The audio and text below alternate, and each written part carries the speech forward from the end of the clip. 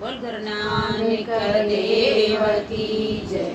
साईं लैणा राम साहिब की जय। साईं लाला राज साहिब की जय। पूज्य माता साहिब की जय। पूज्य अम्मा साहिब की जय। परम पूज्य दादी साहिब की जय। साईं नारायण दास साहिब की जय। सर्व संतन महात्माउन की जय। गुरु जी प्यारी साध संगत सभिनी खे ओम शांति।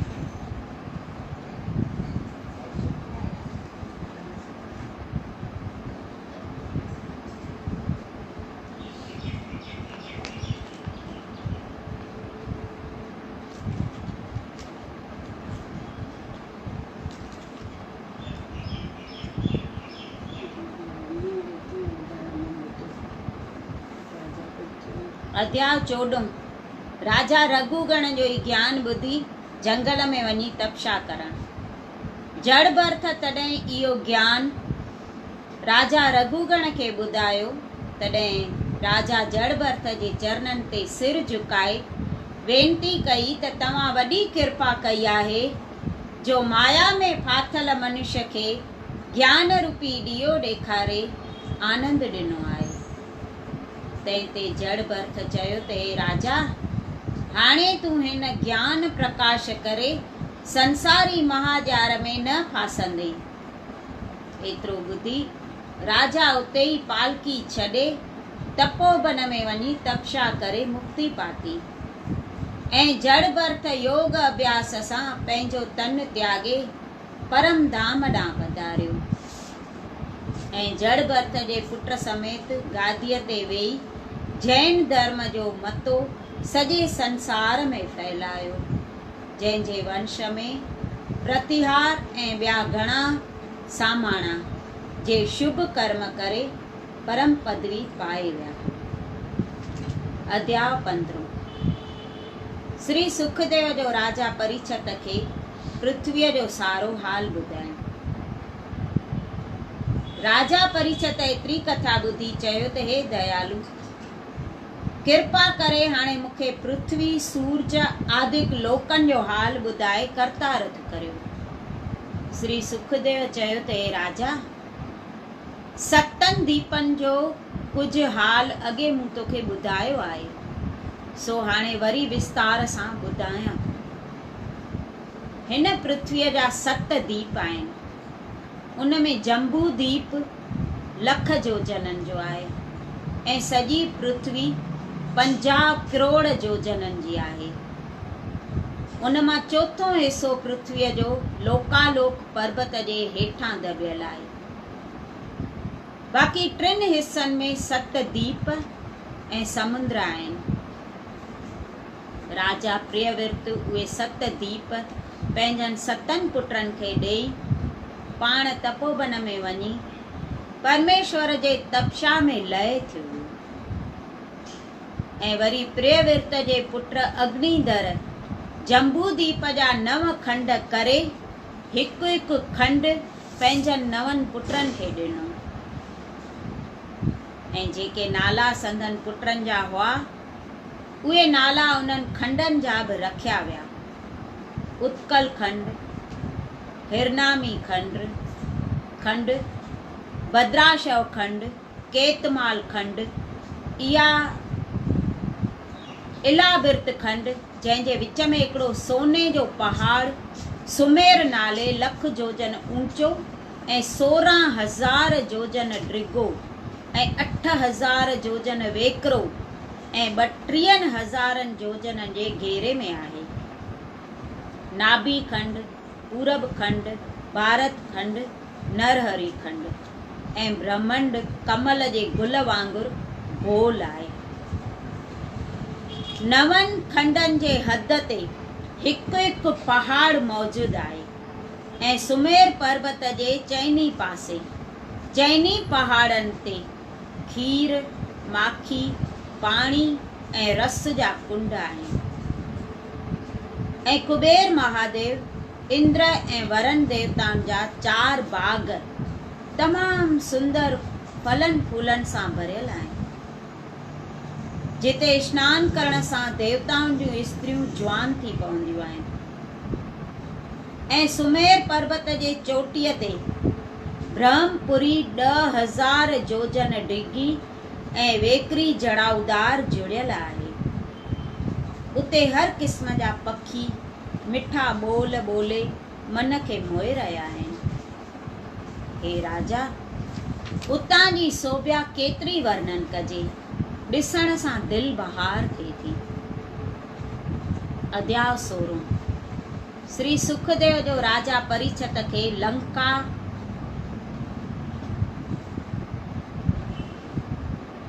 लोकालोक पर्वत जो हाल ॿुधाइण। श्री सुखदेव चयो त हे राजा, अहिड़ीअ तरह जम्बू द्वीप में 9 खंड आहिनि। हर हिक खंड जा रहंदड़ सभिनी अवतारनि जी पूॼा जुदा जुदा कनि था। ऐं इन्हनि 7 द्वीपनि जे ॿाहिरां लोकालोक पर्वत आहे, जंहिंजे पुठिए पासे अंधारो आहे, छो त सूरज ऐं चंद्रमा जो प्रकाश उते पहुची नथो सघे। उते फ़क़ति योगी पुरुष वञी सघनि था ऐं संसारी लोकनि खे उते पहुचण जी सामर्थ्य न आहे।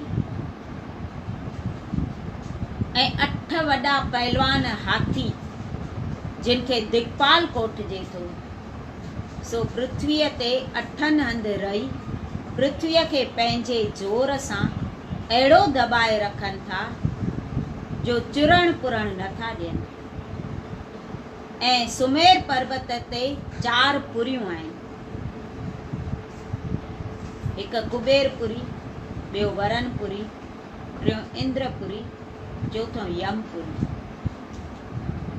सूरज जो रथ 22 पैर पोइ इन्हनि चइनी पुरियुनि में सुबुह, मंझंदि, शाम ऐं अधरात जे वक़्तु हर हिक जाइ ते पहुचंदो आहे।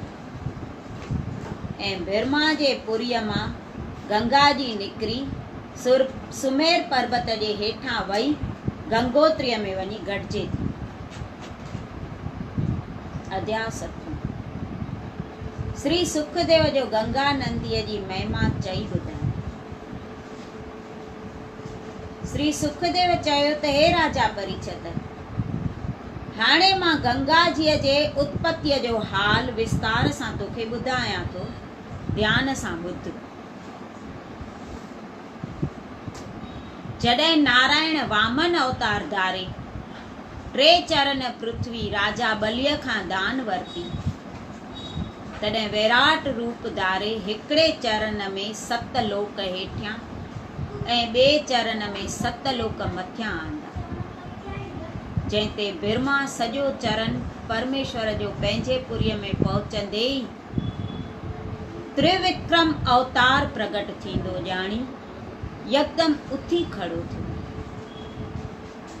ऐं पंहिंजे करमंडल मां विरजा नंदीअ जे पाणी जा ब्रह्म स्वरूप परमेश्वर जे लुड़कन किरण सां वैकुंठ में प्रगट थी आए।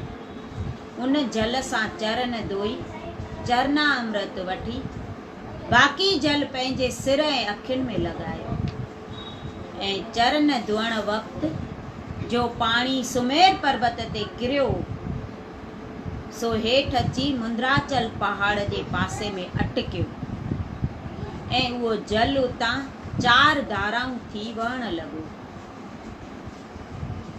हिकिड़ी धारा सुमेर जे उलहंदे, ॿी ॾखण तरफ़, 3 उत्तर खां वही समुंड में हली ऐं चौथी धारा जा उभरंदे तरफ़ वही सा भगीरथ जे तपोवन सां अलावर्त खंड जे खॿे पासे छॾे नर नारायण पर्वत लही गंगोत्रीअ खां लंघे भारत खंड में आई, जंहिंजो नालो संसार में गंगा जी प्रगट थी, जंहिंजो महात्म हिन तरह आहे त जेको गंगा स्नान, जलपान अथवा दर्शन करण जे वास्ते पंहिंजे घरां यात्रा करण जी इच्छा कंदो आहे, तंहिंजा करोड़नि जन्मनि जा पाप नष्ट थी वेंदा आहिनि ऐं उहो आदमी इन जी इच्छा सां जेतिरा बि क़दम खणी गंगा जीअ ताईं पहुचे थो, ओतिरनि क़दमनि जे बदिरां 100 राजसूई यज्ञ ऐं अश्वमेध यज्ञ जो फल उनखे मिले। एतिरी कथा ॿुधी राजा परीक्षित श्री सुखदेव खां पुछियो त हे महाराज, जॾहिं मनुष्य खे फ़क़ति गंगा स्नान करण करे एतिरनि यज्ञनि जो फल मिले थो, तॾहिं युधिष्ठिर मुंहिंजे ॾाॾे हेतिरा रुपया ख़र्चे यज्ञ छो कयो ऐं ॿिया राजाऊं यज्ञ छो था कनि? एतिरो ॿुधी श्री सुखदेव चयो त हे राजा, उन बाबति मां तोखे हिकिड़ो इतिहास ॿुधायां थो, सो कन लाइ ॿुध। त हिकु दफ़े महादेव पार्वतीअ खे साण वठी नायरी महीने में गंगा स्नान करण वास्ते प्रयागराज ॾांहुं पे वियो। तॾहिं पार्वतीअ घणनि माण्हुनि खे ओॾां वेंदो ॾिसी महादेव खां गंगा स्नान जो महात्म पुछियो। तॾहिं महादेव चयो त हे पार्वती, जेको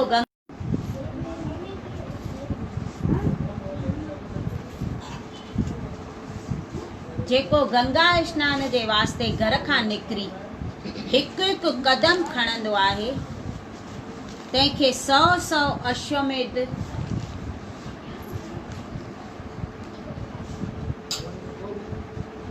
यज्ञनि जो फल मिलंदो आहे ऐं करोड़नि जन्मनि जे पापनि छुटण सबबि उहो मनुष्य देवता जहिड़ो थींदो आहे। एतिरो ॿुधी पार्वतीअ ई संसो मन में आंदो त लखे मनुष्य घटि जात वारा गंगाजीअ में स्नान करण था वञनि, मगर इन्हनि जी बदसूरती गंगा स्नान करण सां वेही त कान्हे, पोइ ही देवताऊं कीअं थींदा? हेतिरनि यात्रियुनि खे अहिड़ा फल कीअं मिलंदा? इहा शंका आणे पार्वतीअ वरी वेनती कई त हे महाराज, हिननि स्नान करण वञण वारनि जो रूप ॾिसण सां मूंखे त इन ई ॻाल्हि जी ख़ातिरी नथी थिए। महादेव चयो त इहो भेद मां तोखे छा चई ॿुधायां, हल त अखियुनि सां ॾेखारियईं। एतिरो चई जॾहिं महादेव गंगाजीअ जे वेझो पहुतो,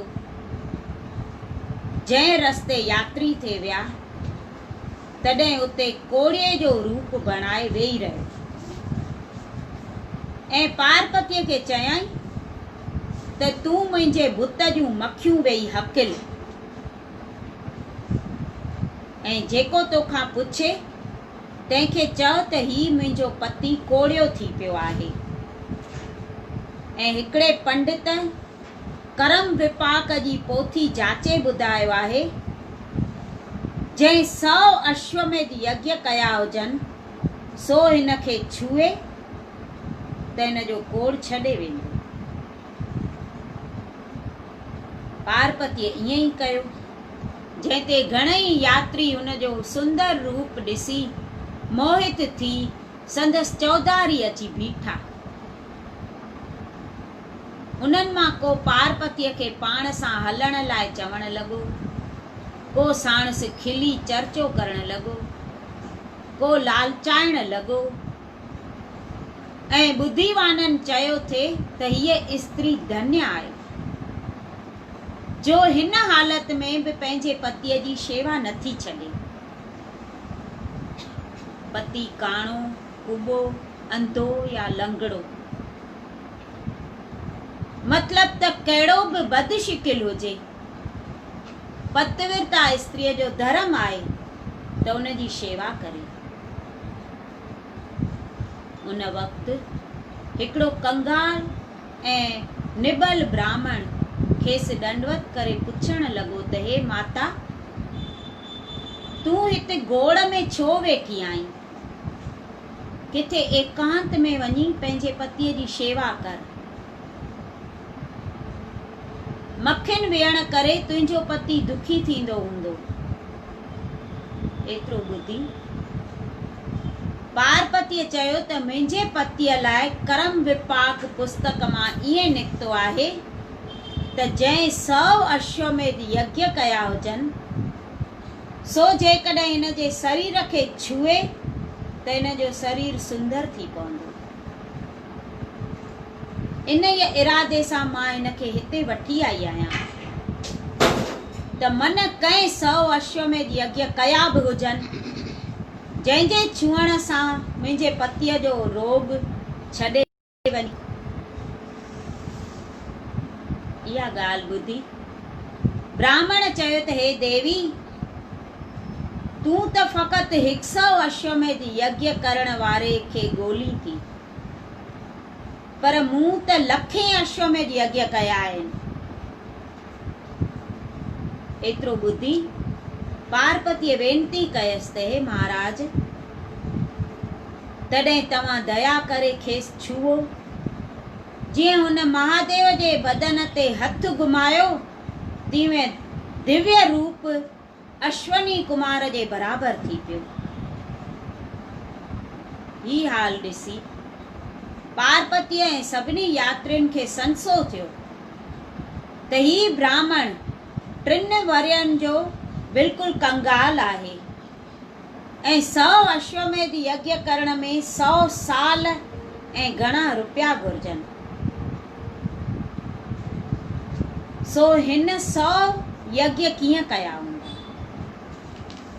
अंतर्यामी महादेव सभिनी जी शंका मिटाइण वास्ते हुननि यात्रियुनि जे रूबरू हुन ब्राह्मण खां पुछियो त हे महाराज, तव्हां हिन नंढी अवस्था में कीअं लख यज्ञ कया हूंदा। तॾहिं हुन ब्राह्मण चयो त हे महाराज, यज्ञ जी रीत ऐं उन जो फल शास्त्रनि मुजब थिए थो। शास्त्रनि में गंगा स्नान जो महात्म हिन रीति लिखियल आहे त जेको गंगा स्नान लाइ दिलि साफ़ रखी पंहिंजे घर खां निकिरे थो तंहिंखे हर हिकु कदम खणण ते 100 अश्वमेध यज्ञ जो फल मिले थो। सो मां हमेशा पंहिंजे घर खां गंगा स्नान करण लाइ कोह पंध तां 1000 कदम खणी अचां थो। ॿुधायो त यज्ञनि जो कहिड़ो ॻाणाटो आहे। इन मुजब कई करोड़ अश्वमेध यज्ञ मां करे चुको आहियां। हीअ ॻाल्हि ॿुधी महादेव पार्वतीअ ऐं यात्रियुनि खे चयो त ही ब्राह्मण सचो आहे। ईअं चई शंकर भोलानाथ पंहिंजे आस्थान ॾांहुं हलियो ऐं रस्ते ते पार्वतीअ खे चयाईं त ॾिस, मुंहिंजो चवणु सचो आहे न। सभु यात्री वेद जे वचननि ते इतबार नथा कनि, तंहिं करे खेनि इहो फल नथो मिले। तंहिं करे वेद ऐं शास्त्र ॿुधी उन ते इतबार करणु घुरिजे। जंहिंजे पढ़ण ऐं ॿुधण सां मनुष्य खे चङनि ऐं मंदनि कर्मनि जो ज्ञान प्राप्त थिए थो। हे परीक्षित, राजा युधिष्ठिर तुंहिंजे ॾाॾे खे वेदनि ऐं शास्त्रनि में पूरण वेसाह हो, पर हुन वटि जो घणा रुपया हुआ, तंहिं करे हुन जी मर्ज़ी थी त इन ई बहाने सां श्याम सुंदर खे पाण वटि रहाए सतपुरुषनि जो संग करियां, जंहिं करे मुंहिंजो धन कंहिं चङे कम में लॻे ऐं मां जस जो भागी थियां। यज्ञनि करण जो इहो ई सबबु हो। धन जंहिंखे हुजे त उहो दान करे सजायो करे। हिननि वटि एॾा पैसा, चएसि थो न मुंहिंजो ॾाॾो पोइ छो पियो यज्ञ करे। जॾहिं गंगा स्नान जो एॾो फल मिले थो त पोइ यज्ञनि करण जो कहिड़ो मतिलबु। त इहो ॿुधाएसि थो त हुन धन सजाए करण जे करे ऐं श्याम सुंदर खे पाण वटि रहाइण जे बहाने यज्ञ जीअं 100 यज्ञ कया हुई न अश्वमेध, त जेसिताईं यज्ञ उहे पूरा न थींदा तेसिताईं भई श्याम सुंदर उते ई रहंदो। जॾहिं पछाड़ीअ जो यज्ञ युधिष्ठिर करे पियो नी, तॾहिं कृष्ण चयोसि न त जॾहिं हे यज्ञ पूरो थींदो तॾहिं भई मथे आसमान में शंख वॼंदो, तॾहिं तुंहिंजो इहो भई पछाड़ीअ जो यज्ञ पूरो थींदो। त यज्ञ पूरो थी वियो, शंख वॼे ई न, सभु पांडव वाइड़ा थी विया।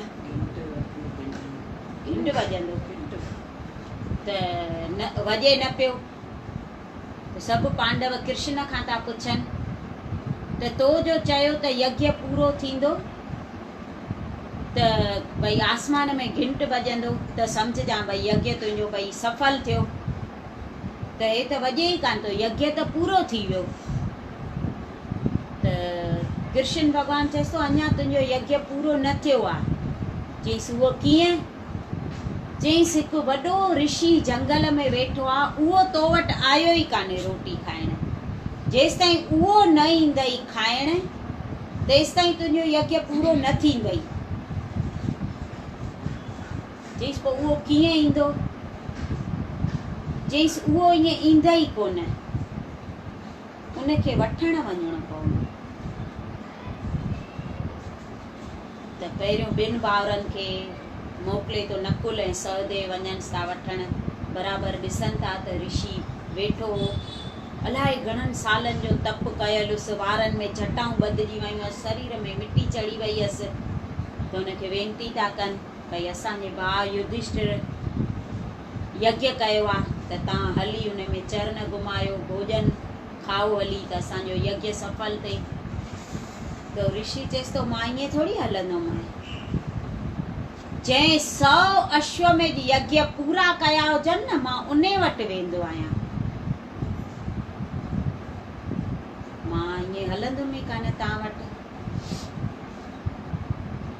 आया वापसि, भीम तो चए मां तो वञा, तव्हांखे मनाइण न आयो हूंदो, वेनिती तव्हां बराबरि ऋषिअ खे न कई हूंदी। वरी भीम तो अचे, उहो तो वेनिती करेसि त तव्हां कृपा करे भई हलो, मुंहिंजे भाउ यज्ञ कयो आहे। उनखे बि इहो ई जवाबु थो ॾिए, मां जंहिं 100 यज्ञ पूरा कया हुजनि उन्हनि वटि वेंदो आहियां। हे बि वापसि आयो। अर्जन तो चए मां तो वञा, वरी अर्जन तो अचे त उनखे बि वापसि तो कढे।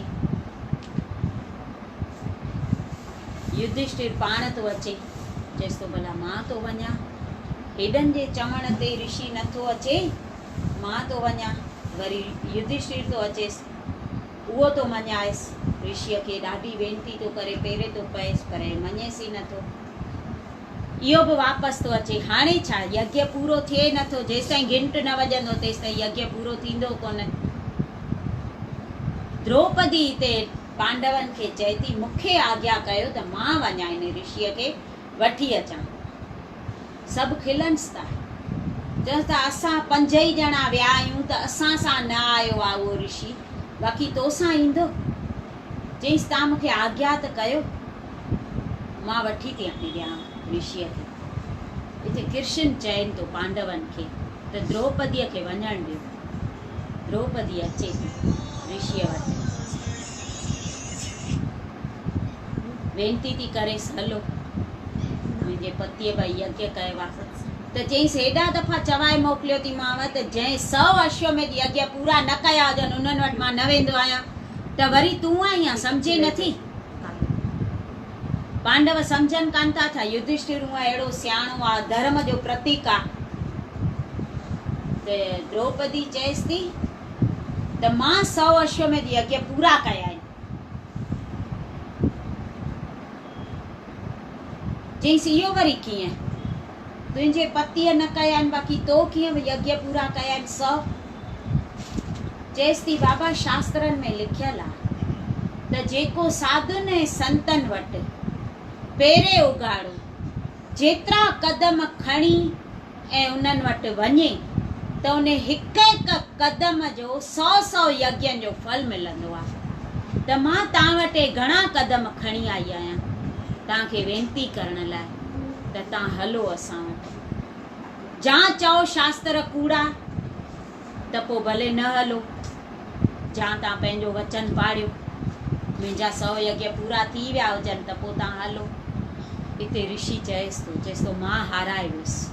बराबरि इहो शास्त्रनि में जेको लिखियल आहे त साधुनि संतनि वटि जेतिरा कदम जेको खणी वञे उनखे हिकु हिकु कदम जो 100 यज्ञनि जो फल मिलंदो आहे।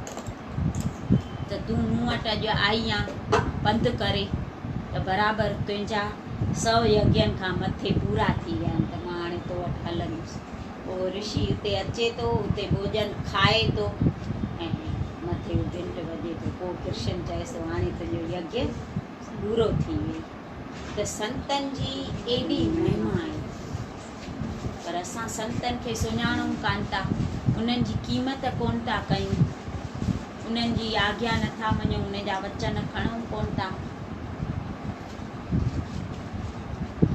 जेसिताईं देह में हुआ तेसिताईं त सफ़ा कोन कईसीं, पर अञा बि वेल वई कान्हे। हाणे बि करे वठूं, अञा बि कयूं त करे था सघूं असां। संत सदाईं हाज़िरा हजूर जाहिरा ज़रूर आहिनि, उहे विया कोन्हनि, अञा बि आहिनि। असांजी प्रार्थना उहे अञा बि ॿुधनि था। जेॾी महिल उन्हनि खे पुकारियूं त उहे अची हाज़िर थियनि था।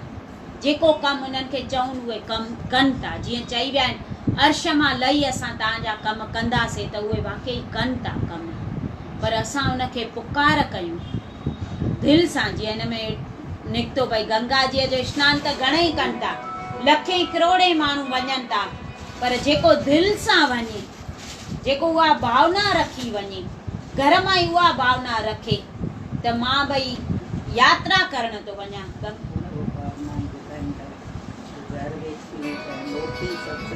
हा, जहिड़ी भावना अहिड़ो फल पोइ मिले थो। हिकु ससु नूंहुं हूंदियूं हुयूं, पोइ नूंहुं जेका हिनजी हूंदी न ॾाढी सत्संगियाणी हूंदी, गुरूअ में ॾाढो हिनखे विश्वास हूंदो, सत्संग ॿुधल हुअसि हिन जा, हिनखे अटल विश्वास हो गुरूअ में। त हिकिड़े ॾींहुं हिनजी ससु गंगा जीअ थी वञे यात्रा करण, हिनजी बि ॾाढी दिलि हुई त मां बि जेकर वञा गंगा जीअ में सनानु करे अचां। त ससु खे इहे चए थी, चएसि थी अम्मा जेकर मूंखे बि वठी हल, मां बि तोसां गॾु गंगा जीअ में सनानु करे अचां। त चईसि हल हल, नंढियूं नंढियूं वेंदियूं छा गंगा जीअ में सनानु करणु, ॿुढी थिए पोइ वञजां। मां हेॾी ॿुढी थी आहियां त हाणे थी वञा अञा गंगा जीअ में सनानु करणु, तूं हिते घर जो ध्यानु रख। इहे 2-3 दफ़ा चएसि थी, मूंखे जेकर वठी हले त सुठो, मूंखे ॾाढी दिलि आहे, मां कॾहिं वई कोन आहियां। हीअ ॻाल्हाएसि थी नूंहुं खे घटि वधि। ठहियो, हीअ वेही रही चुप करे वीचारी नूणसि, पर हिनखे जो एॾो विश्वास हो, हिनजी ससु जीअं वई त हीअ ॾाढो माना भॻवान खे पुकारे थी, गंगा जीअ खे यादि थी करे त मुंहिंजी ससु एॾे आई अथई, मूंखे वठी कोन वई आहे, पर तूं मूंखे हिते दर्शन ॾिजां, गंगा माता तूं मूंखे हिते दर्शन ॾिजां। ॾाढो हीअ पुकारी थी दिलि सां, हिनजी भावना सची। हिनजी ससु जो उते पहुती, कुदरत अहिड़ी थी, इहो लोटी जीअं गंगा जीअ मां भरे पई त उहा लोटी हुन में गंगा जीअ में लुड़ी वियसि। घणेई हथ हयईं पर हिनखे लोटी हथ कोन आई। हीअ हली आई घर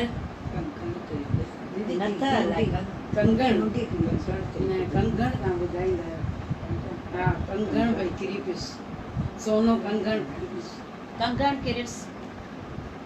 त हीअ आई जो घर नूंहं खे उते ई ॻाल्हाईंदी पई अचे, अचां पई त कुरके पई, ख़ुशीअ सां वञणु न पई ॾिए। तॾहिं मुंहिंजो कंगण गुम थी वियो आहे। आई हीअ घर ॻाल्हाईंदी ॻाल्हाईंदी नूणस खे चयईं वञणु न पई ॾिए, ख़ुशीअ सां मूंखे मोकल न पई ॾिए ऐं गुरके पई। हीअ जो जीअं अंदरि आई त नूणस ॾाढी ख़ुशि ख़ुशि पई लॻे। अम्मा थी आईं गंगा जीअ मां सनानु करे आईं? त चईसि छाजो सनानु करे आयमि? एॾो कुरकीअ एॾो मूंखे ॻाल्हाए पई, कंगण मुंहिंजो गुम थी वियो गंगा जीअ में। चईसि कंगण गुम थी वई? चईसि हा कंगण गुम थी वियो। हीअ वञी अंदरां उहो कंगण खणी आई। चईसि अम्मा हे कंगण अथई? चईसि हा इहो ई त कंगण आहे। तो वटि किथां आयो? मुंहिंजो त गंगा में गुम थी वियो।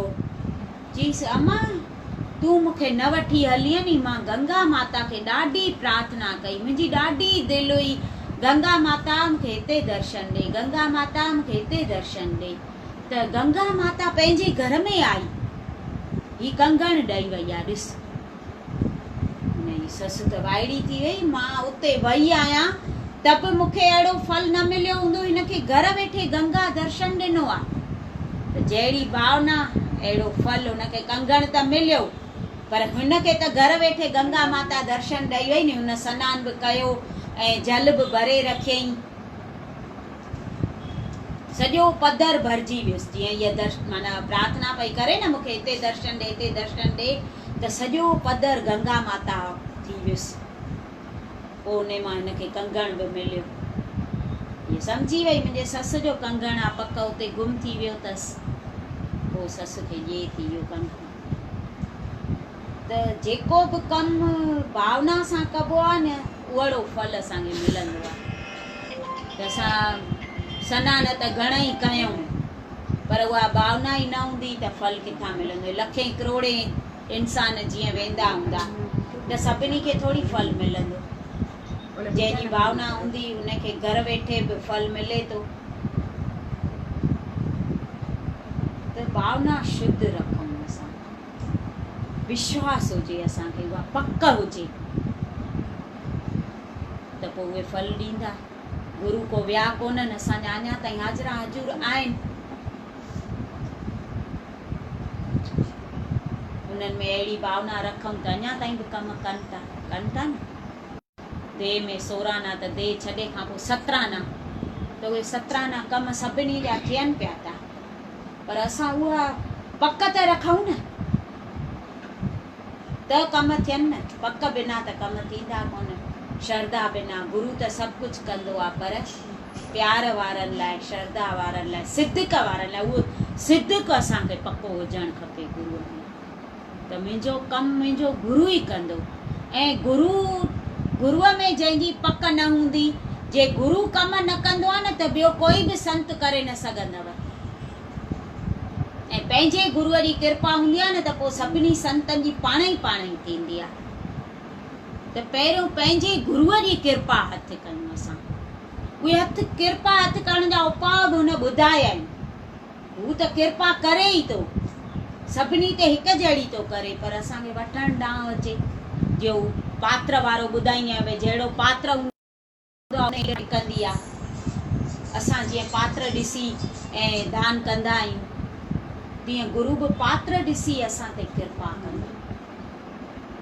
हुन कृपाऊं ॾाढियूं कयूं, घटि कोन कयूं अथई असां ते, ॾाढियूं कृपाऊं हुन कयूं, पर उहा कृपा असां बणाए रखूं ऐं वधायूं। हुन कई आहे त हू खसे बि वठे थो। हुनखे एतिरी माना आहे शक्ति, न को हुनखे करण में देरि आहे, न को खसण में देरि आहे। हू पोइ ईअं कोन चवंदो त हिन खां मां छो खसियां। असां जहिड़ा पोइ कर्म कंदासीं, जेतिरो विश्वास रखंदासीं, जेतिरा हुनजा वचन खणंदासीं, जेतिरी हुनजी आज्ञा मञींदासीं, एतिरी कृपा असां ते वधाईंदो वेंदो वधाईंदो वेंदो। हुनजो कमु ई आहे कृपा करणु, ॿियो हुनखे कोई कमु कान्हे। त असां केतिरो हुन में विश्वास रखूं था, केतिरी हुन में पक रखूं था, गुरूअ में केतिरी असांजी भावना आहे, उहो असांखे पाण खे सम्झणु घुरिजे। ऐं ख़बर पवंदी हूंदी पंहिंजे मन खे त मूं में केतिरो विश्वास आहे। पंहिंजे मन जी ख़बर पवंदी आहे न, त मां केतिरो गुरूअ खे मञां थी, केतिरी मां हुनजी आज्ञा मञी आहे, कहिड़ा मां हुनजा वचन खयां आहिनि, उहा सभु ख़बर पवंदी। तो पंहिंजे मन खे पाण सम्झाईंदा अचूं, ॾींहों ॾींहुं असां विश्वास वधाईंदा वञूं त गुरू सभु कम कंदो। पर असां खे उहो करिणो कान्हे, वचन खणणा कान्हनि, उनजी आज्ञा मञणी कान्हे। असां ईअं चऊं बसि कृपा थिए, बिना कमाए नानका मूंखे साधन जहिड़ो कर। ईअं त थींदो कोन्हे, महिनत खां सवाइ कुझु मिलंदो कोन्हे। उहा कमाई त करणी पवंदी, नाम जी जेका कमाई आहे उहा त करणी पवंदी। अॼु न किताब में मां गोपीचंद जो पढ़ियो, मां अॻु में ॿुधायो आहे इलाही दफ़ा त गोपीचंद जो पीउ पाणीअ में ई माना गुज़ारे वियो। हे नंढो गोपीचंद, नंढे खे ई हिन राजगदीअ ते विहारियो वञ, भई हुनजो पुट जो थियो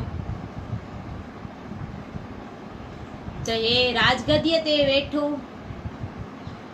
ॾाढो सुहिणो हूंदो गोपीचंद, तमामु सुहिणो, माना जंहिंखे चइजे न अहिड़ो सुहिणो हूंदो। हे राणियुनि सां पियो मौज मस्ती कंदो। हिकिड़े ॾींहुं हे सनानु पियो करे, राणियूं सभु आस पास वेठियूं हुअसि। का साबुण पई हणेसि, का पाणी पई विझेसि, सुगंधित पाणी अतरनि वारो, भला राजा हो।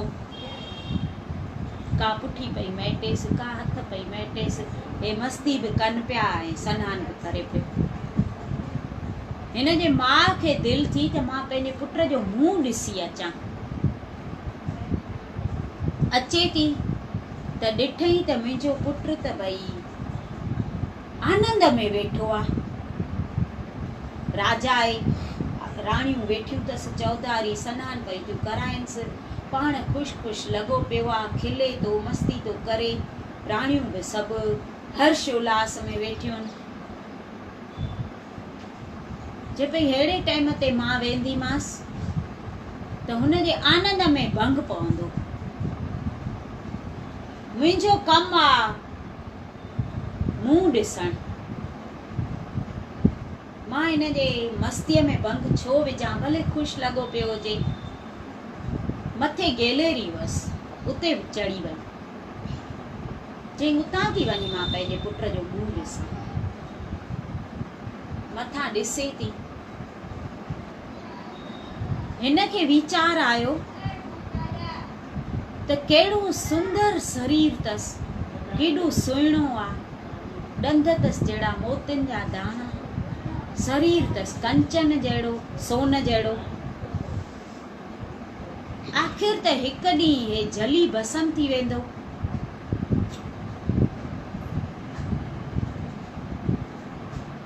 हिन जे अखियुनि मां पाणी वही आहे। हिन माता मेणावती नालो हुअसि। त हे जो जीअं रोए पई त हेठि हुन गोपीचंद जे पुठीअ ते उहो पाणी पियो। ॻोड़ा जो गड़िया हिन जे पुठीअ ते गरम। त राणियुनि खे थो चए त मां अहिड़े थधे पाणीअ सां, मस्तु पाणीअ सां सनानु पियो थो कयां त तव्हांखे मस्ती सुजी आहे, गरम पाणी छो थियूं विझो मुंहिंजे पुठीअ ते? त राणी जेका हुअसि सनानु कराइनिसि पयूं, चवंसि पई असां कान विधो आहे गरम पाणी, असां छो विझंदासीं, असां त हे पाणी पिया था विझूं, ॾिस जेको सुगंधित पाणी आहे, थधो मस्तु। वरी थोरी देरि थी, वरी हिन जे पुठीअ ते गरम ॻोड़ा गड़िया। वरी तो राणियुनि खे चए त केरु थो मस्ती करे अहिड़ी, मुंहिंजे आनंद में भंग केरु थो विझे? मां अहिड़े मस्तु पाणीअ सां सनानु पियो थो कयां त तव्हांखे अची मस्ती सुजी आहे, छाजे लाइ? वरी राणियूं चवनिसि त न, असां त पाणी गरम विधो ई कान्हे, असां हिन पाणीअ सां था तोखे सनानु करायूं। ठहियो हाणे मथे कंहिंजो ध्यानु वञे ई न पियो। वरी टियों दफ़ो ॻोड़ा गड़ियसि। गोपीचंद खे गुस्सो अची वियो ॾाढो राणियुनि ते, त तव्हां हे कयो छा थियूं? सनानु थियूं करायो की न मस्ती थियूं कयो? उथी वञो। त ॾकनि पयूं राणियूं, हथ जोड़े चवंसि थियूं त असां ईअं छो कंदासीं, असां पाणी गरम विधो ई कान्हे। गोपीचंद जी नज़र मथे वई, ॾिठई त गैलरीअ में मुंहिंजी माता बीठी आहे ऐं उहा रोए पई थी। हे वाइड़ो थी वियो, सनान खे छॾे ऐं वियो पंहिंजे माता वटि। माता तोखे छा थियो? मुंहिंजे राज में तूं रोए थी, मूंखां काई ग़लती थी वई आहे, मां तुंहिंजी आज्ञा न मञी आहे, या राज में ॿिए कंहिं तुंहिंजी भई आज्ञा न मञी आहे, तोखे कोई दुख ॾिनो आहे कंहिं त मूंखे ॿुधाए। राणी जवाब नथी ॾेई सघे माता मेणावती, चएसि मूंखे कुझु कोन थियो आहे, मूंखे न को तो रंजायो आहे, न को तुंहिंजे प्रजा रंजायो आहे, मां जेको चवंदी आहियां सभु मुंहिंजी आज्ञा मञींदा आहिनि, मैं मुंहिंजी कंहिं बि भई कंहिं बि कुझु कयो कान्हे, मुंहिंजी कंहिं ॻाल्हि न मञी हुजे, अहिड़ो कुझु थियो कान्हे मुंहिंजो। त चईसि तूं पोइ रोए छो थी, मूंखे उहा ॻाल्हि ॿुधाए। चईसि इन ॻाल्हि तां लही वञ। चईसि न मूंखे ॿुधाए, तेसि ताईं मूंखे काई ॻाल्हि मिठी न लॻंदी, जेसि ताईं तूं मूंखे पंहिंजे रोअण जो कारण न ॿुधाईंदीअ त तूं छो थी रोए। त चएसि थी पुट मां रोआं इन करे थी त तुंहिंजो अहिड़ो सुंदर शरीर सोन जहिड़ो,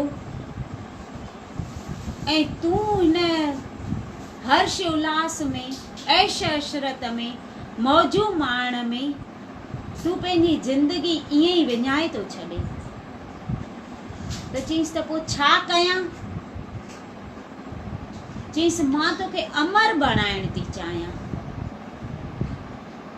त चईसि कॾहिं भई इंसान अमर थींदो आहे छा? त चईसि अमर माना ईअं न त मरे न, तूं हिकु ॾींहुं त मरी वेंदे, मां इन करे थी रोआं, तुंहिंजो पिता तोखां बि सुंदर हो, पर हिकु ॾींहुं उहो बि जली भस्म थी वियो, तूं बि हिकिड़े ॾींहुं जली भस्म थी वेंदे। चईसि पोइ छा कयां मां? चईसि जेके भक्ति कंदा आहिनि न, नाम सिमरन कंदा आहिनि, उहे अमर थी वेंदा आहिनि, उन्हनि खे माण्हू मरण खां पोइ बि पूॼींदा आहिनि। मां तोखे अहिड़ो बणाइण थी चाहियां, तूं योगी थी, तूं मच्छंदर नाथ जे कृपा सां जनम वठी हिते आयो आहे, जेके गुरु गोरखनाथ इहे हुआ न, उन्हनि ॾिनो, उन जे कृपा सां राजा गोपीचंद ॼाओ। त मां चाहियां थी त जीअं उन्हनि जो नालो आहे न, तुंहिंजो बि ईअं नालो थिए। चईसि पोइ छा कयां? चईसि वञी भक्ति कर। चईसि पोइ हेॾो राजपाट हीअं पथरियल आहे, हेॾियूं मूंखे राणियूं, चईसि उहे सभु जेके बि आहिनि न,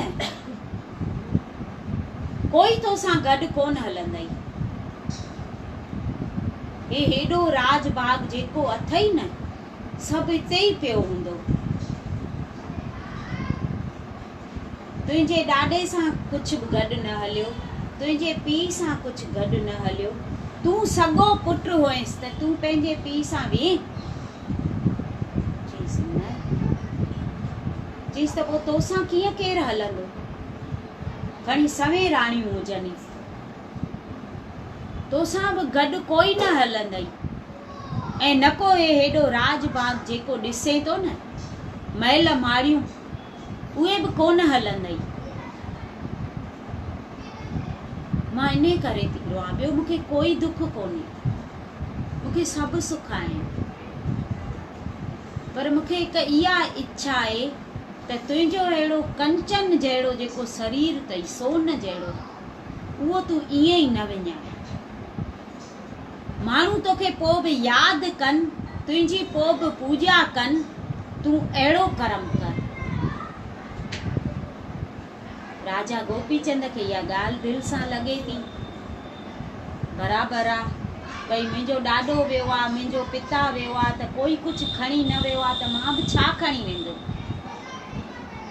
हुननि सां गॾु कोई न वियो आहे त मूंसां गॾु बि कोई कोन हलंदो। खणी राणियूं वेॾियूं हुजनि मूंसां हिते साथ ॾींदियूं, होॾे थोरी हलंदियूं मूंसां परलोक में।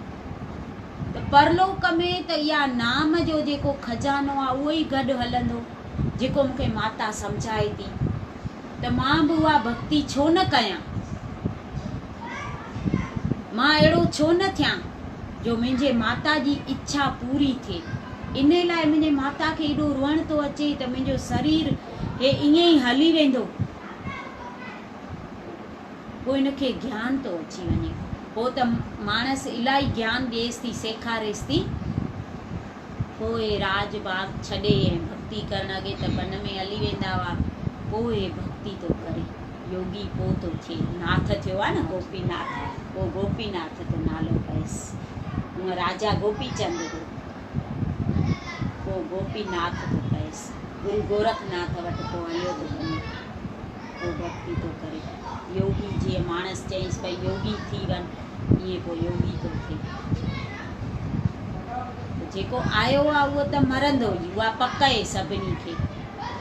ॾाढो सम्झाएसि थी त कंहिंजो पुटु भई विलायत वेंदो आहे त अञा वेंदो ई कोन्हे त माउ पीउ अॻु में ई पुछंदा अथसि पुट कॾहिं मोटी ईंदे, अञा वियो ई कोन्हे त अचण जो पुछंदा आहियूं कॾहिं ईंदे। हू बि ॿुधाए छॾींदो आहे फलाणीअ तारीख़ मां टिकट कराए छॾी आहे, मां मोटी ईंदुसि। त असां बि परलोक मां हिते जॾहिं असांखे भॻवानु मोकिलींदो आहे न त असांजी उहा तारीख़ लिखी छॾींदो आहे त फलाणी तारीख़ तोखे हिते अचिणो आहे, पंहिंजो असली घर उहो आहे त असांखे होॾे हलणो ई आहे, पंहिंजे असली निज घर में। जेको घड़ो ठहियो आहे उहो आख़िर भॼंदो। त हे मानुष्य जनम असांजो सजायो थिए, उन लाइ असांखे कुझु करिणो आहे। नाम जपे असांखे हिनखे सजायो करिणो आहे, वरी वरी कोन मिलंदो मानुष्य जनम। त उहो जेको नाम सिमरन आहे उहो असांखे गुरुअ जेको शब्द ॾिनो आहे उहा कमाई असांखे करणी आहे, जेका असां सां उते हले, हिते बि साथ ॾिए ऐं उते परलोक में बि गॾु हले। असांखे इहो ई कमु करिणो, जंहिं कम लाइ असां हिते ख़ासि आया आहियूं, सत्संग, शेवा ऐं सिमरन, इन्हनि टिनि कमनि लाइ असां हिते आया आहियूं। उहे कम ई असांखे करिणा आहिनि, जेके असांखे कमु ईंदा, तोड़ ताईं गॾु हलंदा। बाक़ी हिते त हितां वारो हिकु कख बि गॾु असां सां कोन हलंदो, इहा पक सम्झी छॾियो। खणी लख करोड़ मेड़ियूं, केॾा बि बंगला हुजनि, माड़ियूं हुजनि, गाॾियूं हुजनि, कुझु बि गॾु हलण वारो कोन्हे। बोल सतगुर देव भगवान की जय।